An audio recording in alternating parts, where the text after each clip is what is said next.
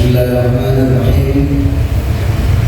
Assalamualaikum warahmatullahi wabarakatuh. Alhamdulillahirabbil alamin. Wa bihi nasta'inu ala umuri dunya wad din. Wassalatu wassalamu ala asyrafil anbiya'i wal mursalin Sayyidina Muhammadin wa ala alihi wa sahbihi ajma'in. Ma'asyiral muslimin, jamaah Rasulullah sallallahu yang dimuliakan oleh Allah Subhanahu wa taala. Hari-hari ini kita sedang menantikan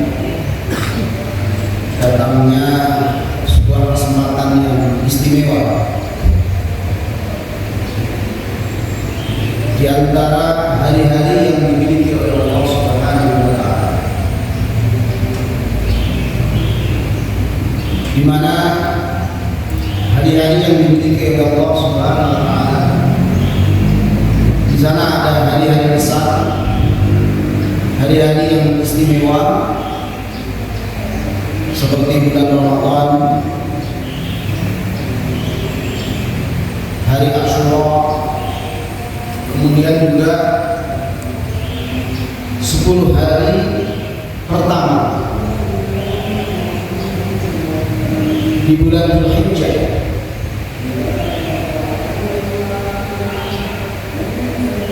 yang mana kalau kita hitung bulan Dzulhijjah itu merupakan bulan yang ke-12, artinya bulan penutup tahun. Bulan penutup tahun ini sebagai tanda dan sekaligus juga kesempatan yang istimewa yang diberikan oleh Allah Subhanahu wa taala kepada umat Islam. Dan kalau diukur dari amal-amal yang dilakukan oleh orang itu, penentuan akhirnya adalah di penghujung hari-hari yang dimiliki oleh orang tersebut. 3 hari terakhir yang dimiliki orang tersebut itu dengan kebaikan, maka ia husnul khatimah. Innamal a'malu bil khawatim. Sesungguhnya amal itu dihitung berdasarkan hasil akhirnya. Nah, bulan Dzulhijjah ini jemaah sekalian merupakan bulan terakhir di tahun. Kalau tahun yang kita miliki saat ini tahun 1446 Hijriah, 3 hari lagi, atau sekarang tanggal di kalender digital ini sekarang tanggal 27 Dzulqa'dah, berarti 2 atau 3 hari kita memasuki bulan Dzulhijjah. Nah, kajian Ahad pagi ini membekali kita atau mengingatkan kita tentang keutamaan di 10 hari bulan Dzulhijjah. Dari sisi tahun dia adalah tahun terakhir, dari sisi fadilahnya ada ayat Al-Quran dan hadis Nabi Muhammad SAW yang menyebutkan bahwa 10 hari pertama bulan Dzulhijjah itu merupakan keistimewaan yang dimiliki oleh Allah Subhanahu wa taala yang diberikan kepada umat Islam. Di dalam Al-Quran, dalam surat Al-Fajr, Allah Subhanahu wa taala berfirman, A'udzubillahi minasyaitonir rajim, wal fajri wa layalin 'ashr, wal fajri wa layalin 'ashr, wasyaf'i wal watr. Meskipun kalau kita artikan wal fajr, waktu fajar. Waktu fajar sendiri juga punya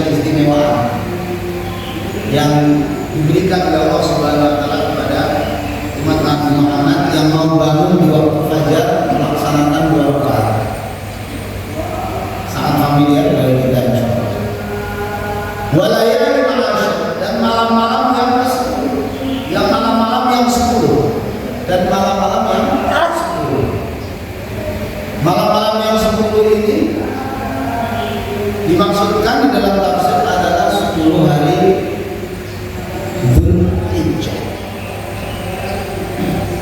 Tetapi menjadi malayalin asyr dan 10 hari terakhir dimaksudkan di bulan Ramadan itu ketika berkaitan dengan ayat berikutnya wasyaf'i wal watr. Ada hari genap dan hari ganjil. Jadi al-ibrat dalam ayat tafsir al-ibratu bi'umumillah bila khusus sabab itu pada dasarnya ayat itu berlaku umum, tidak tergantung pada sebab khususnya. Artinya bisa kita tarik, apalagi dengan pendekatan isyarat-isyarat di dalam Al-Quran itu. Layalin asyr, malam-malam yang 10 itu, kalau biasa kita baca wasyaf'i walayalin asyr saja, ada hari yang dimaksud adalah hari pertama bulan Dzulhijjah, malam-malam 10 hari bulan Dzulhijjah. Kalau kita lanjutkan wasyaf'i wal watr, ada malam genap dan malam ganjil. Kalau yang ada pertimbangan genap ganjil ini biasanya adalah malam 10 hari terakhir bulan Ramadan.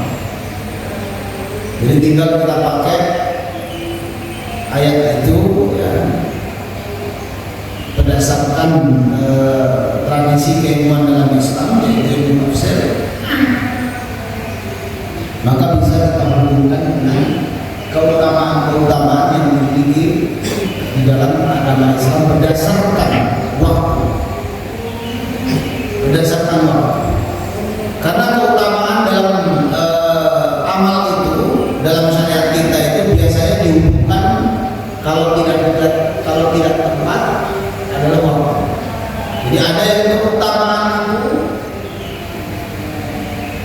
terkait dengan tempat, ada keutamaan kalau di tempat tertentu, ada keutamaan itu di waktu tertentu. Contoh misalnya kalau ada keutamaan yang kaitannya dengan tempat, seperti misalnya sholat di Masjidil Haram, di Masjid Nabawi, di Masjidil Aqsa. Nah, itu perumpamaan sholatnya itu berlipat-lipat dibandingkan tempat yang lain. Misalnya tempat itu Arafah, keutamaan hari Arafah itu ya berkaitan dengan tempatnya, yaitu di padang Arafah. Ada keutamaan yang berkaitan atau terkait dengan tempat. Kemudian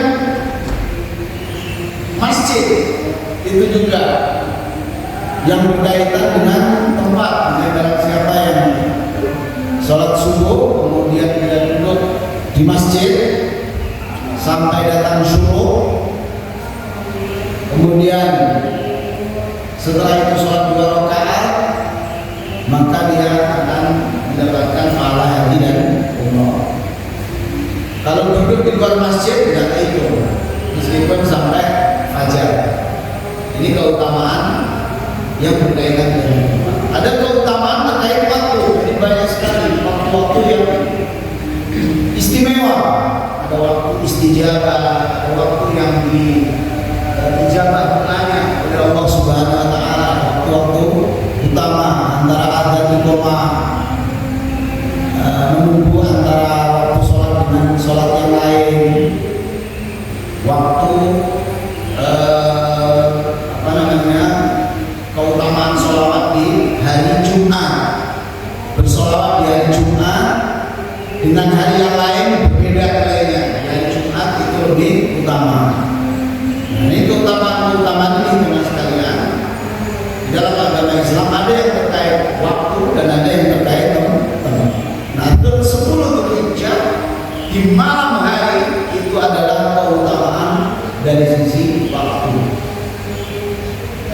Dari sisi waktu ada itu secara spesifik ya di Al-Quran adalah malam-malam yang 10.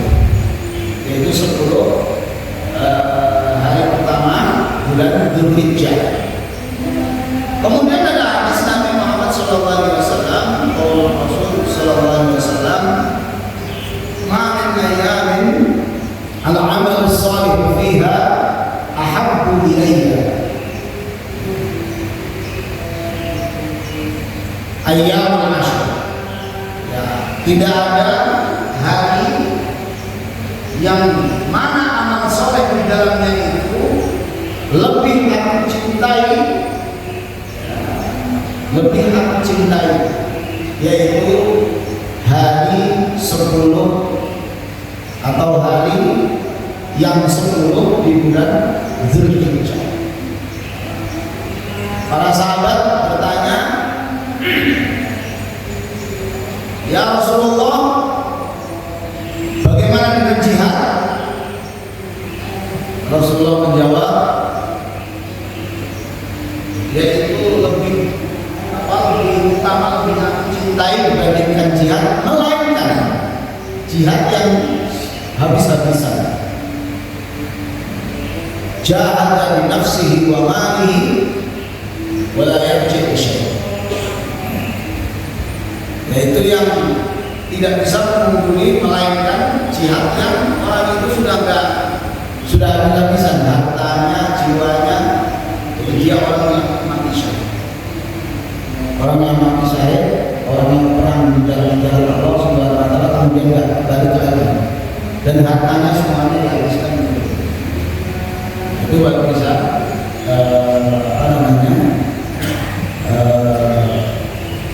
jihad yang seperti itu yang tidak bisa diungguli. Artinya jihad-jihad di bawah itu, kalau orang menyumbang untuk di jalan Allah, ya, itu masih pahalanya. Ya, kalau di luar bulan Dzulhijjah itu pahalanya masih kalah kalau dilaksanakan di awal bulan Dzulhijjah, 10 hari bulan Dzulhijjah. Jadi 10 hari bulan Dzulhijjah ini jelaskan yang dimuliakan oleh Allah Subhanahu wa taala merupakan hari baik siang dan malamnya, berdasarkan ayat Al-Qur'an dan hadis tadi, merupakan suatu kesempatan waktu yang istimewa, amalnya sangat dicintai oleh Allah Subhanahu wa taala. Jadi amal soleh di 10 hari pertama bulan Dzulhijjah itu dicintai oleh Allah Subhanahu wa taala. Dan karena ini adalah hari atau bulan terakhir di dalam satu tahun ini, merupakan tanda bahwa tahun ini harus kita tutup dengan kebaikan. Harus kita tutup dengan kebaikan yang istimewa.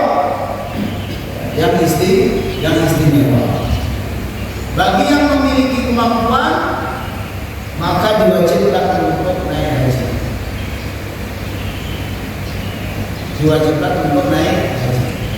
Yang tidak ada kemampuan atau yang punya kemampuan tetapi sudah pernah berhaji, ya, berdasarkan fikih kontemporer itu, haji itu wajibnya sekali saja. Kalau kita kuotanya kita rebut juga orang-orang yang lagi nanti haji itu, masya Allah, makin panjang saja itu antrian. Maka kita kalau yang sudah pernah haji, berdasarkan fatwa kontemporer almarhum Profesor Dr. Yusuf itu, lebih baik dimanfaatkan hartanya untuk membantu amal soleh yang lain. Bagi yang sudah pernah haji, atau pahala yang besar juga di waktu yang lain bisa dilaksanakan umroh. Bisa dilaksanakan umroh di luar bulan Dzulhijjah atau bulan haji. Kalau bulan haji itu ya mulai dari Syawal, Dzulqa'dah, Dzulhijjah, 3 bulan. Di luar itu kita bisa. Bagi yang tidak ke Masjidil Haram naik haji, bisa melaksanakan amal-amal soleh yang banyak sekali,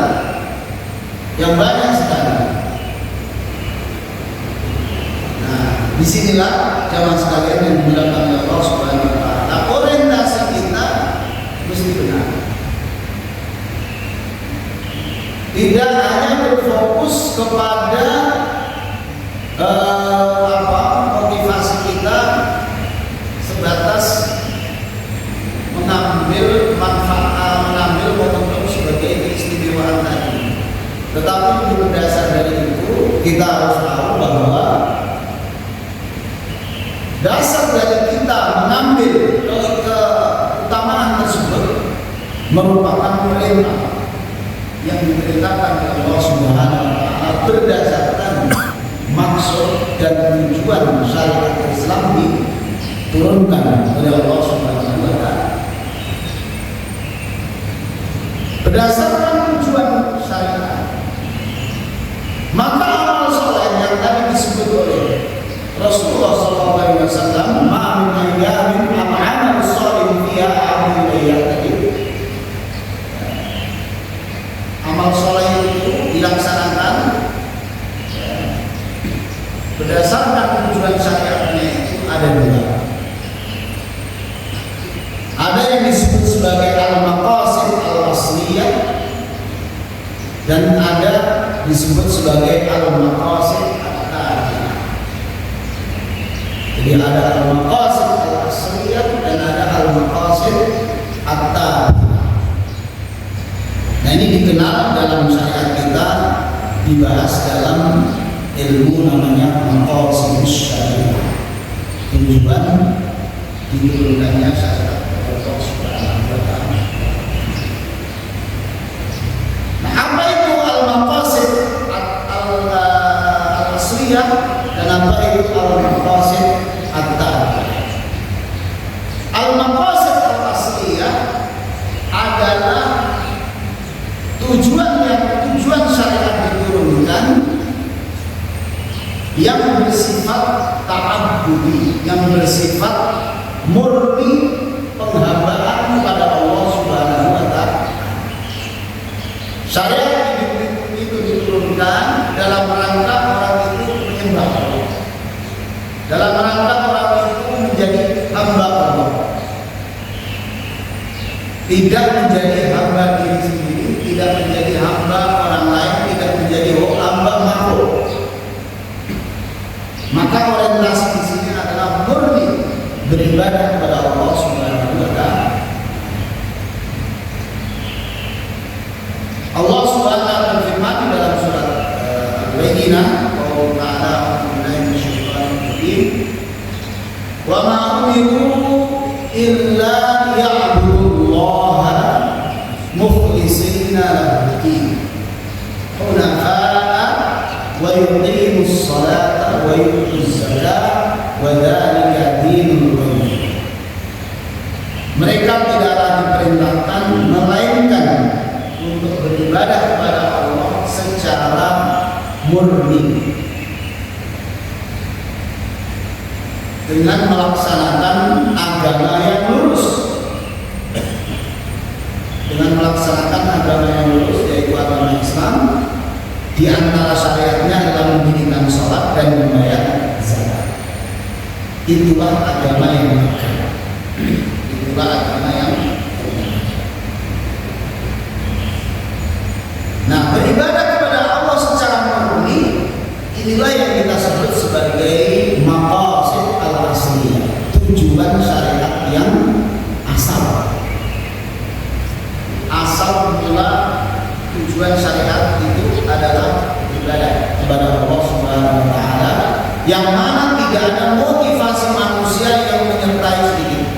Tidak ada motivasi makhluk sedikit pun. Tidak ada di sana.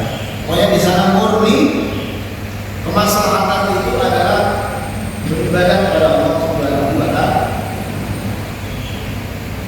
Nah, yang berdasarkan kita mengambil momentum ini, momentum 10 hari bulan Dzulhijjah itu tidak akan ketemu melainkan kita hubungkan dengan tujuan dasar daripada syariat itu, tujuan asal daripada syariat itu, yaitu dalam rangka menyembah Allah Subhanahu wa taala secara murni, secara murni.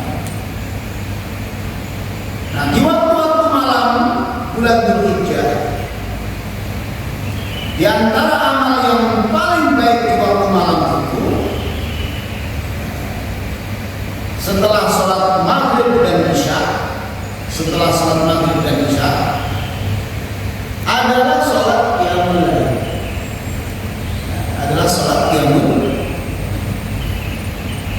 Nah, sholat qiyamul lail ini adalah waktunya panjang sampai datangnya fajar. Kemudian kita sholat fajar 2 rakaat sambil menunggu masuk sholat subuh. Maka kita waktu malam kita sudah habis. Jadi kalau sholat kita hitung di waktu malam itu ada 2 sholat wajib, sholat maghrib, sholat isya, kemudian sholat qiyamul lail sampai sholat fajar. Jadi kalau sholat ada 2 sholat wajib, ada 2 sholat sunnah. Kalau kita mengerjakan di malam-malam 10 hari terakhir, malam-malam 10 hari awal bulan Dzulhijjah. Kalau itu kita lakukan sholat malam. Jadi kalau walayalin asyr menghidupkan malam di bulan Dzulhijjah itu, diantaranya dengan sholat, kita harus sholat maghrib kita harus yang terbaik. Berarti harus berjamaah di masjid. Harus berjamaah di masjid. Karena menurut standar Allah Subhanahu wa taala, sholat yang terbaik itu adalah dilakukan berjamaah di masjid. Kemudian sholat isya. Sholat isyanya juga di masjid. Kita laksanakan dengan sebaik-baiknya di masjid. Ada sholat sunnah rawatib, itu juga termasuk di dalam bilangan ibadah-ibadah yang dicintai oleh Allah karena dilaksanakan di malam 10 bulan Dzulhijjah. Sholat sunnah rawatib yang menyertai sholat fardu, yaitu ba'da maghrib dan qobliyah isya. Qobliyah ba'da isya. Mana saja boleh. Iya, selama ada dalilnya kita laksanakan. Kemudian qiyamul lail waktunya panjang. Misalnya kita mau sholat malam qiyamul lail, nanti kalau tidur khawatir nggak bangun, ya udah habis sholat isya, kemudian ba'diyah isya, kemudian kita bisa sholat qiyamul lail. Sampai kapan? Sampai berapa rakaat terserah. Mau berapa rakaat saja. Mau 2 rakaat juga boleh. Mau 4 rakaat juga boleh. Mau berapa pun rakaat boleh. Kemudian ditutup dengan witir 3 rakaat, 1 atau 3 rakaat. Oh, ini untuk jaga-jaga saja. Padahal pinginnya sholat yang mulainya nanti malam di 2-3 malam, 2-3 malam terakhir, mulai jam 2/3 itu ya mulai dari jam 2, jam 1, jam 2 sampai fajar. Nanti saja, ini sekarang untuk jaga-jaga nanti setelah tidur jam 2 atau setengah 3 itu bangun ya, supaya nggak terlalu ngantuk. Baru setelah itu kita sholat malamnya banyakin berapa rakaat sampai fajar, sampai datang waktu fajar. Waktu fajar itu enak, sekarang bisa dihitung dengan jam digital ini, maka kita nggak perlu lihat keluar. Kalau sekarang musim hujan ini, kalau di Indonesia nggak bisa kelihatan tanda-tanda fajar. Sampai datang waktu fajar, kita laksanakan 2 rakaat menjelang datangnya sholat subuh. Nah, dalam pembahasan waktu fajar atau apa yang disebut sholat fajar itu, di dalam fikih, dalam kitab Subul Salam salah menurut para itu memang terjadi perbedaan pendapat di antara para ulama. Ada yang mengatakan sholat fajar itu adalah 2 rakaat sebelum masuk waktu subuh, itu disebut sholat fajar. Ada yang mengatakan 2 rakaat sebelum subuh, belum 2 rakaat sebelum subuh itu ya sholat sunnah qobliyah sebelum subuh itu masuk juga namanya 2 rakaat kan? Mana yang kita ambil di zaman yang serba canggih ini, apalagi semangat ibadahnya banyak? Udahlah, selama ada dalilnya mau sebelum mau masuk waktu subuh disebut fajar juga oke. Kemudian qobliyah subuh ya jadinya qobliyah subuh. Tapi kalau kita cenderung atau lebih memilih waktu sebelum subuhnya itu, sebelum sholat subuh ya qobliyah subuh bisa juga masuk 2 rakaat waktu fajar. Jadi ini keluasan dalam fikih, di dalam kitab ibadah Allah Subhanahu wa Ta'ala. Bukan hanya sholat, amal sholat itu, maka apa saja amal sholat itu banyak sekali. Mengacu kepada tujuan syariat tadi itu, ada yang sifatnya yang pertama adalah kembali kepada maksud asal syariat, yaitu ta'abbud, beribadah kepada Allah Subhanahu wa Ta'ala. Bisa juga masuk ke maqasid tadi. Amal soleh itu tujuannya bisa juga masuk ke dalam maqasid tadi, tujuan syariat yang mengikuti yang asal. Apa itu tandanya disebut maqasid tadi? Maka nadul makhluk habban, yaitu kemaslahatan yang tabiat itu atau yang mengikuti tadi itu adalah manakala di situ ada mengakomodir kepentingan makhluk,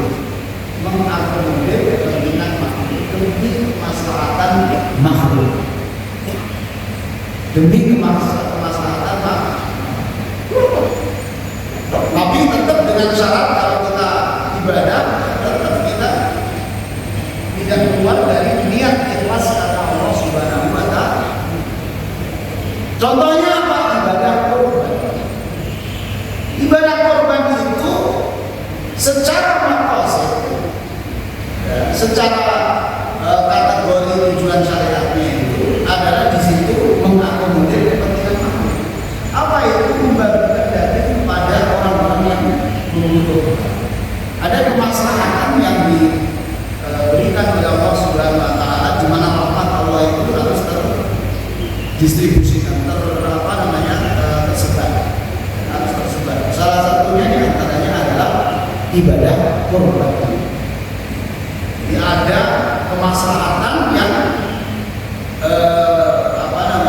ada yang kemaslahatan yang dimiliki diambil oleh itu masuk dalam kategori tabiat.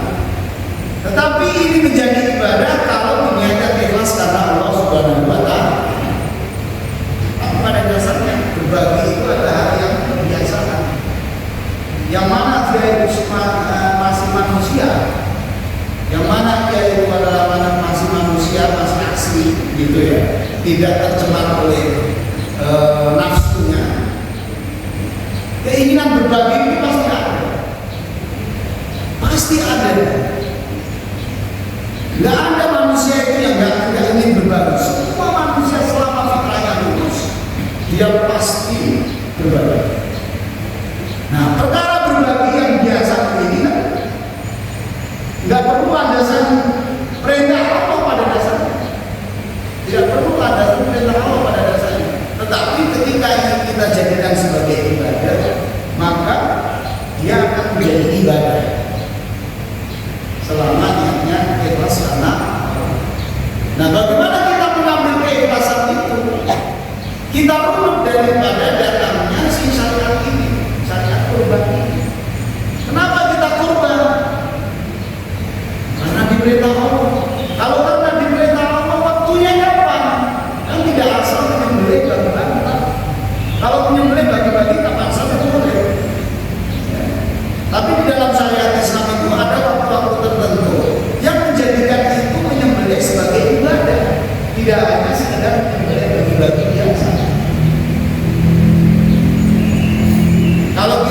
menyembelih dalam rangka syukuran anak di hari ke-7 namanya akikah. Kalau kita menyembelih dengan syarat tertentu di tanggal 10 Dzulhijjah namanya korban udhiyah sampai hari Asyura. Kemudian dibagi-bagi. Ada kemaslahatan secara makhluk tercapai, tapi kemaslahatan ibadah kita juga tercapai selama kemaslahatan Allah Subhanahu wa Ta'ala. Nah, ibadah korban itu atau yang disebut maqasid tabi'ah, di antara contoh maqasid tabi'ah tadi itu, kalau tidak diniatkan diikhlaskan karena Allah, kemaslahatannya tetap diterima. Nantinya ya makhluk tetap itu sebagai sesuatu yang dianjurkan. Maka kita tidak bisa melarang orang ya, berkorban. Itu urusan dia dengan Allah Subhanahu wa Ta'ala niatnya. Jadi kalau ada orang yang korban niatnya nggak perlu kita tanya, kamu niatnya apa? Nggak perlu. Soalnya kedui kau ini nggak perlu dikomentari tuh. Jadi yang dikomentari tuh itu nanti urusan dia dengan Allah. Yang penting korban. Dan tugasnya panitia mengumpulkan hewan korban sebanyak-banyaknya, kemudian juga didistribusikan semerata-meratanya. Dan begitu dari sisi kemaslahatan si makhluk. Jadi amal soleh ini banyak. Apa saja yang disebut amal soleh dilakukan di waktu bulan Dzulhijjah, 10 hari bulan Dzulhijjah, 10 hari pertama bulan Dzulhijjah, itu dicintai oleh Allah Subhanahu wa Ta'ala. Misalnya kita mau menyelesaikan misalnya proyek masjid ini 10 hari terakhir selesai. Kata pertama ini yang saya sama manusia berjamaah. Momentumnya biar pas di 10 hari pertama bulan Dzulhijjah. 10 hari bulan Dzulhijjah ini kalau jumlah masjid itu beda nilainya. Jumlah wakaf masjid beda nilainya. Ini momen. Apalagi banyak kalau kita bicara amal soleh itu, kata Imam Ibnu Taimiyah mendefinisikan ismun jami'un lima yuhibbullahu wa yardahu minal a'malil zahirati wal batinah. Ismun jami'un, semua nama yang mencakup amal perbuatan yang lahir dan batin yang diridhoi oleh Allah Subhanahu wa Ta'ala. Di amal soleh itu ada amal yang sifatnya lahir dan ada yang batin. Minal aqwali wal af'al, dari perkataan dan perbuatan yang sifatnya lahir kelihatan, yang tidak yang tidak kelihatan. Jadi banyak sekali.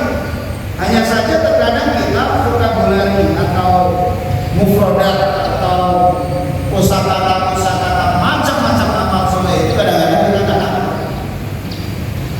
Makanya perlu kita yang namanya tausiah atau nasihat, atau penting bagi kita setiap saat untuk mendengarkan ceramah supaya mengingatkan apa kata-kata paling tidak daftar amal-amal soleh. Nah, orang itu menjadi bingung kalau ketemu momentum begini nggak punya daftar amal soleh yang sifatnya lahir dan sifatnya batin. Yang sifatnya lahir sholat, ya kan, yang kita laksanakan secara lahir juga kan, sholat, puasa, kemudian kita berlindung puasa Arafah, puasa Arafah dan Arafah. Jadi macam-macam amal soleh. Yang lahir sholat, puasa, sedekah, berkata baik, menasehati, termasuk menasehati atau profesi mau itu profesi yang masuk dalam kategori maqasid asliyah ternyata. Jadi ulama itu menjalankan tugasnya menasehati itu masuk dalam kategori tujuan syariat yang dasar. Sehingga menjadi sumber mata air bagi orang-orang yang membutuhkan. Jadi memberikan mau'izah, memberikan nasihat, memberikan ceramah itu justru masuk dalam maqasid. Berdasarkan firman Allah Subhanahu wa taala, "Fadzakir fa inna dzikra tanfa'ul mu'minin." Berilah nasihat, berilah peringatan karena sesungguhnya peringatan itu bermanfaat bagi orang yang beriman. Jadi orang beriman itu dia akan tergerak untuk beramal dengan keimanannya, iya. Tapi kadang-kadang juga lupa yang namanya manusia, maka dibutuhkan pengingatan. Karena peringatan itu bermanfaat. Kalau orang mendengar sekali mungkin baru tahu, mendengar 2 kali mulai tergerak ingin melaksanakan, dinasihati 3 kali mulai merasa oh ini penting, oh ini iman, bukti iman saya harus melakukan. Makanya di antara adab ulama itu ya tidak boleh bosan dan tidak boleh putus asa. Harus terus memberi nasihat. Tugasnya memberi nasihat, baca buku, ya kan, mengkaji kitab, kemudian memberikan nasihat. Itu pokoknya tugasnya. Itu adalah apa pasti. Itu adalah tujuan syariat yang utama. Karena dia harus menjadi mata air yang tak boleh kering, yang mana bermanfaat bagi orang yang beriman. Kapan saja, di mana saja waktunya, ya, orang beriman itu selalu membutuhkan nasihat. Dan Allah sudah pastikan orang yang mendengarkan nasihat itu pasti bermanfaat. Fa'inna dzikra tanfa'ul mu'minin. Peringatan itu bermanfaat bagi orang yang beriman. Pasti beriman, kayak apa pasti bermanfaat. Udah jadi Allah. Karena bisa mengingatkan yang 4 tadi, termasuk yang tidak punya daftar nama amal-amal soleh tadi, dengan mendengarkan ceramah, oh saya bisa melaksanakan yang wajib ini dengan benar-benar. Oh saya melaksanakan yang sunnah. Oh saya masih sebelum melaksanakan yang lain-lain, sementara saya mampu. Saya masih mampu beribadah. Saya masih mampu untuk membantu orang lain. Saya masih membantu silaturahmi. Di silaturahmi ini, Bapak sekalian, ya berkunjung ke sanak saudara. Kalau hari biasa, ya silaturahmi pahala. Tapi kalau kita laksanakan di bulan Dzulhijjah ini adalah merupakan amal yang dicintai. Derajatnya naik. Nah, itu ada amal-amal yang melihat banyak sekali. Termasuk amal-amal yang tidak kelihatan.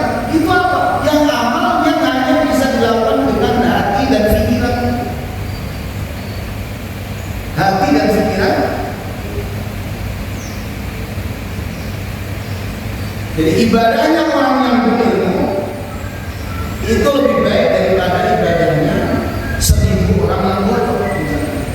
Berarti ada ibadah berpikir, ibadah tafakkur. Itu ibadah kita laksanakan di bulan-bulan Dzulhijjah ini, yang mana mungkin ada libur, ada waktu libur, ada waktu kosong, luang, nggak ada kesibukan, kan? Atau mohon maaf misalnya yang sedang di PHK gitu, berpikir itu adalah ibadah. Berpikir tentang apa saja yang bermanfaat. Tentu berpikir ini kosongan melamun gitu Pak. Berpikir itu harus ada bahannya yang menjadi pemikiran. Apakah memikirkan kembali ceramah dari ustaz misalnya, kita mendengarkan ceramah, kita pikirkan, kita kalau pakai bahasa psikologi itu internalisasi, kita melakukan internalisasi, kita melakukan pemaknaan secara pribadi kita. Kita internalisasi, jadi kita terima maknanya, kita tangkap, kemudian menjadi satu ilmu. Dan disitulah bedanya seorang profesor filsafat terkenal. Yang membedakan ilmu dan pengetahuan dan ilmu itu di maknanya. Ada proses internalisasi. Berpikir kita itu menjadi bermanfaat ketika kita lakukan internalisasi pemaknaan, kita terima hasilnya. Kita pilih-pilih mana yang mana yang benar, mana yang salah, mana yang tepat, mana yang tidak tepat. Karena benar itu bisa jadi benar di suatu waktu, tapi bisa juga tidak. Proses berpikir mendalam ini adalah merupakan perintah yang diperintahkan oleh Allah Subhanahu wa Ta'ala untuk kita berpikir. Itu berpikir ibadah itu tidak kelihatan. Ada ibadah yang tidak kelihatan lagi adalah berpikir. Berpikir atau membaca atau mengingat-ingat menyebut Allah Subhanahu wa Ta'ala di dalam batin kita. Maka terkadang kita punya tasbih itu bisa membantu. Kita punya tasbih membantu kita kalau kita pegang untuk apa? Pasti di bawah tasbih apa? Pasti. Oh ya, itu berpikir itu bisa membantu. Bisa membantu. Bawa Al-Quran, misalnya kemana bawa Al-Quran? Untuk dibaca. Kita baca. Banyak-banyak beristighfar kepada Allah Subhanahu wa Ta'ala. Karena memang istighfar ini ya wirid kita harian. Kalau dicontohkan oleh Nabi Muhammad SAW, kalau Rasul SAW ini la astaghfirullah fil yaumi mi'ata marrah.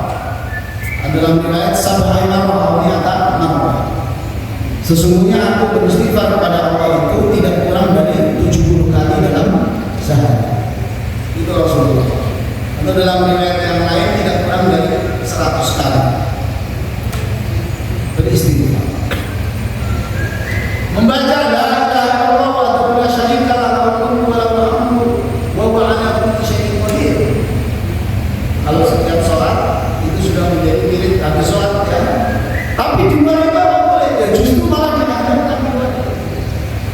Barang siapa yang membaca 100 kali, bagaikan dia memerdekakan 10 orang muda. Barang siapa yang membaca la ilaha illallah wa la syarika lahu wa lahu al-hamdu wa ala kulli syai'in qadir 100 kali dalam sehari, bagaikan dia memerdekakan 10 orang muda. Kalau kita ngomong budak, kita ingat kepada Sayyidina Bilal bin Rabah. Sayyidina Bilal bin Rabah itu dulu waktu dia disiksa oleh orang kafir Quraisy, dimerdekakan oleh Sayyidina Abu Bakar itu dengan berapa dinar itu? Menyelamatkan nyawa seorang budak itu baru 1. Kalau 10 berapa? Dengan cukup kita membaca la ilaha illallah wa la syarika lahu wa lahu al-hamdu wa huwa ala kulli syai'in qadir 100 kali. Caranya supaya masuk ke kita gimana? Kita bandingkan aja kita sekarang punya duit berapa? Bisa nggak kita memerdekakan?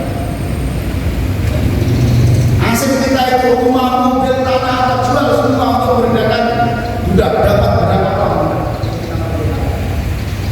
Coba dia miliaran pada saat itu untuk memerdekakan seorang muda. Kalau kita aset yang kita miliki sekarang kita jual semuanya, kita merdekakan dapat berapa? Dibandingkan dengan kita membaca la ilaha illallah wa la syarika lahu wa lahu al-hamdu wa huwa ala kulli syai'in. Itu hadis pertama. Hadis yang lainnya di dalam ayat-ayat ruqyah. Fa innahu hifzun. Sesungguhnya membaca la ilaha illallah wa la syarika lahu adalah perisai. Dia adalah tabungan yang memerisai diri kita dari apa? Gangguan-gangguan kita.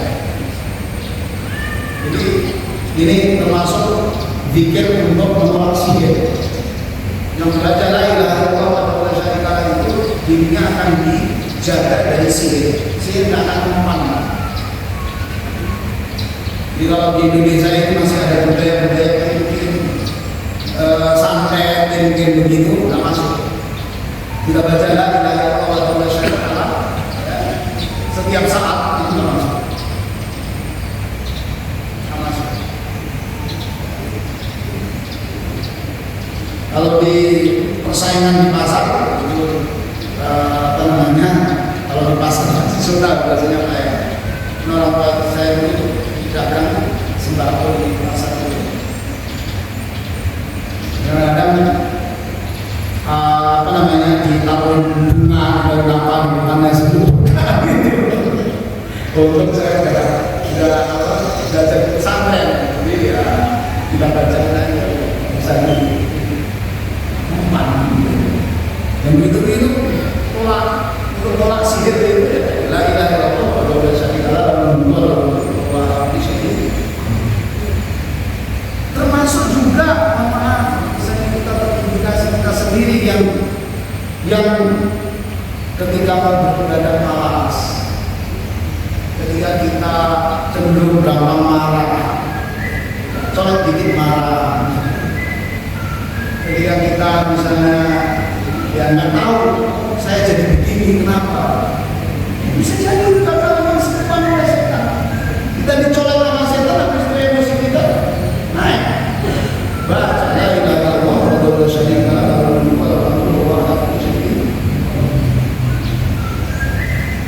ini mau zikir misalnya membaca Quran tidak ini kayaknya kok belepotan gitu ya. Yang biasanya lancar, yang biasanya kita baca Quran gitu. Ini baca jadi kayak kalau kata orang Jawa kayak itu yang tidaknya kita paksa harus baca la ilaha illallah wa la syarika lahu wa la termasuk juga kalau otak kita itu buntu, misalnya kita mikirin apa kayaknya bisa aja la ilaha illallah wa la syarika lahu wa la karena memang setan itu musuh kita. Kita baik-baik saja diganggu, apalagi kita nggak baik. Kita baik-baik saja diganggu, apalagi tidak baik. Kita pasti diganggu. Jangan merasa kita nggak sih diserang. Saya kan tiap hari sholat jamaah di masjid. Setan itu masuk ke dalam diri kita itu dalam waktu yang kita tidak pernah tahu. Lalai kita itu di mana itu kita nggak tahu. Saat itulah setan masuk ke dalam diri, mengganggu kita supaya kita tidak beribadah kepada Allah Subhanahu wa Ta'ala, supaya kita tidak beribadah. Kita baca la ilaha illallah wa la syarika lahu wa la banyak zikir-zikir yang memiliki keutamaan kalimatan sakilatan fil mizan khafifatan 'ala lisan la ilaha illallah subhanallah wa bihamdihi subhanallahil azim subhanallah wa bihamdihi subhanallahil juga di dalam surat An-Nasr misalnya di akhir ayat itu fasabbih bihamdi rabbika wastaghfirhu subhanallah alhamdulillah wa ghafirli subhanallah alhamdulillah wa ghafirli. Saat kita misalnya mendapatkan kenikmatan, saat kita mendapatkan kesuksesan, saat kita mendapatkan kebahagiaan, saat kita mendapatkan kebahagiaan, kita bangun pagi itu merasa gembira, semangat, bergairah, dikir subhanallah wa bihamdihi Allahumma subhanallah subhanallah wa bihamdihi Allahu akbar. Banyak sekali dikir-dikir dari Al-Quran maupun hadis yang bisa kita baca dan untuk kita mengambil momentum 10 hari bulan Dzulhijjah. Termasuk di antaranya mengkhatamkan Al-Quran. Mengkhatamkan Al-Quran. Atau kita merujuk rumah kita.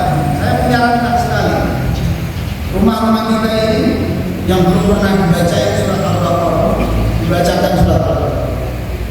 Atau udah lama kita tinggal misalnya libur 2-3 hari dan ditempati di rumah baca lagi surat Al-Baqarah supaya tidak dimasuki oleh jin yang bisa mengganggu rumah tangga.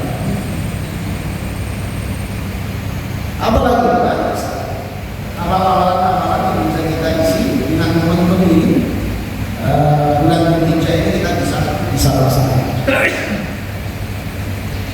Kemudian mengenai puasa yang disunahkan adalah puasa Tarwiyah dan puasa Arafah bagi mereka yang tidak menunaikan ibadah haji. Hadis tentang puasa Tarwiyah dan Arafah tinggal kita laksanakan, dan justru karena dia itu adalah tanggal 8, 9 bulan Dzulhijjah, berarti ini kan di penghujung. Artinya harus memiliki kita perhatian yang lebih dibandingkan yang lain. Ini puncaknya, kira-kira puncaknya apa? Jadi di antara ibadah-ibadah dari bulan 1 Dzulhijjah sampai bulan 9 itu adalah puasa tadi bagi orang yang tidak naik haji. Sebelum korban tentunya di tanggal 10. Artinya kita tidak menanggap enteng. Oh, ini kan puasa sunnah. Nah, ini kadang-kadang terjadi. Kita membandingkan, yang penting kan puasa Ramadan, yang penting kan puasa Ramadan. Tetapi betapa banyak kecintaan Allah Subhanahu wa Ta'ala itu di antara syarat kita mengundang rahmat Allah itu adalah melaksanakan sunnah. La yazal abdu yataqarrabu ilayya bin nawafil hatta uhibba fa idza ahbabtu fa kuntu fa yasma'u fa kuntu sam'an alladhi yasma'u bihi aw ila akhirih sebagaimana sabda Nabi Muhammad SAW. Seorang hamba yang dicintai oleh Allah terus melakukan taqarrub kepada Allah Subhanahu wa Ta'ala setelah melaksanakan yang wajib-wajib itu yang baik, kemudian melaksanakan yang sunnah sampai Allah mencintainya. Dan jika Allah mencintainya, maka ketika dia melihat dengan pandangan Allah, ketika dia berlaku, dia bertindak, dia melakukan sesuatu dengan kekuasaan Allah, dan ketika dia melangkah dengan langkah-langkah Allah Subhanahu wa Ta'ala. Kita seorang hamba itu dicintai oleh Allah Subhanahu wa Ta'ala, dan pasti bela apapun kondisinya. Dia orang yang dicintai oleh Allah Subhanahu wa Ta'ala itu pasti dibela. Nah, amalan-amalan yang kita laksanakan pada momentum 10 hari bulan Dzulhijjah ini tentu dari sisi nilai ibadahnya itu istimewa. Dari yang tadinya ibadah biasa menjadi ibadah yang dicintai oleh Allah Subhanahu wa Ta'ala. Lebih bagaimana keutamaan yang diberikan oleh Allah Subhanahu wa Ta'ala baik pada tempat dan waktu-waktu tertentu yang lain, sehingga kita merasa dan bukan hanya merasa saja, tapi memahami bahwa waktu-waktu yang dimiliki oleh Allah Subhanahu wa Ta'ala ini banyak, tetapi ada waktu-waktu tertentu yang istimewa. Maka harus kita isi dengan amalan-amalan istimewa. Yang dengan begitu, insya Allah